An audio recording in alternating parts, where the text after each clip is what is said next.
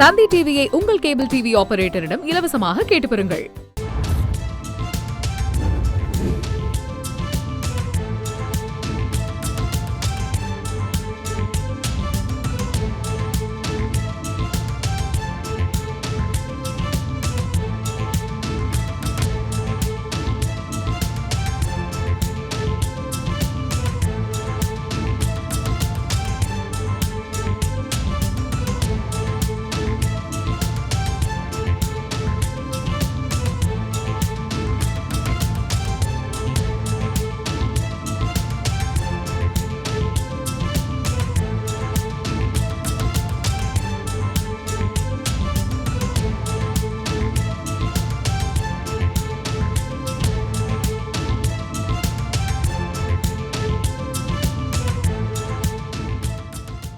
மசோதாக்கள் துணைவேந்தர்கள் நியமனத்திற்கு ஒப்புதல் அளிக்கும் விவகாரத்தில் ஆளுநருக்கு உத்தரவிடக் கோரும் தமிழக அரசின் ரிட் மனு மீதான விசாரணை நடைபெற்று வந்த நிலையில் இது தொடர்பான தீர்ப்பை மறு தேதி குறிப்பிடாமல் ஒத்திவைத்திருக்கிறது உச்சநீதிமன்றம்.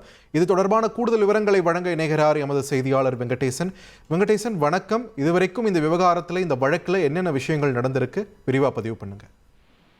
வணக்கம். இது தொடர்பாக தமிழ்நாடு அரசு தாக்கல் செய்த ரிட் மனுவை உச்சநீதிமன்ற நீதிபதிகள் ஜே.பி. பார்திவாலா, ஆர். மகாதேவன் ஆகியோர் அடங்கிய அமர்வு கடந்த 3 நாட்களாக தொடர்ந்து இறுதி விசாரணை என்பது நடத்தியது. இதில் தமிழ்நாடு அரசின் சார்பில் மூத்த வழக்கறிஞர்கள் பி. வில்சன், முகுல் ரோத்தகி, அபிஷேக் மனு சிங்வி, ராகேஷ் துவிவேதி ஆகியோர் உள்ளிட்டோர் ஆஜராகி அரசமைப்பு சட்டத்தின் 200வது பிரிவின்படி சட்டப்பேரவையில் 2வது முறையாக ஏற்றி அனுப்பி வைக்கப்படும் மசோதாக்களுக்கு ஆளுநர் ஒப்புதல் அளித்தே ஆக வேண்டும் என்றும், முதன்முறையாக அனுப்பப்படும் மசோதாக்களுக்கு ஒப்புதல் அளிக்க மறுக்கும் ஆளுநர் அவற்றை குடியரசுத் தலைவருக்கு அனுப்பி வைக்க முடியும் என்றும், ஆனால் ஒப்புதல் அளிக்க மறுத்து சட்டமன்றத்துக்கு திருப்பி மசோதாக்கள் மீண்டும் நிறைவேற்றப்பட்டு கிடைக்கப்படும் மசோதாக்களை குடியரசுத் தலைவருக்கு அனுப்பி வைக்க முடியாது என்று வாதிடப்பட்டது.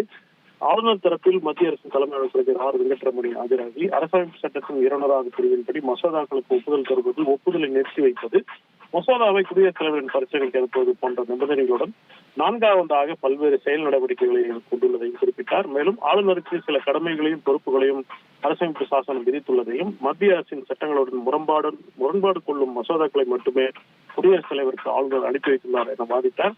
இருதரப்பு வாதங்களை பதிவு செய்து கொண்ட உச்சநீதிமன்றம் இந்த விவகாரத்தில் 1 வாரத்துக்குள் இருதரப்பும் எழுத்துப்பூர்வமான வாதங்களை தாக்கல் செய்ய உத்தரவிட்டு இந்த ரிட் மனு மீதான தீர்ப்பை மறுதேதி குறிப்பிடாமல் ஒத்திவைத்துள்ளது. நன்றி வெங்கடேசன், உங்கள் விரிவான தகவல்களுக்கு. தந்தி டிவியை உங்கள் கேபிள் டிவி ஆபரேட்டரிடம் இலவசமாக கேட்டு பெறுங்கள்.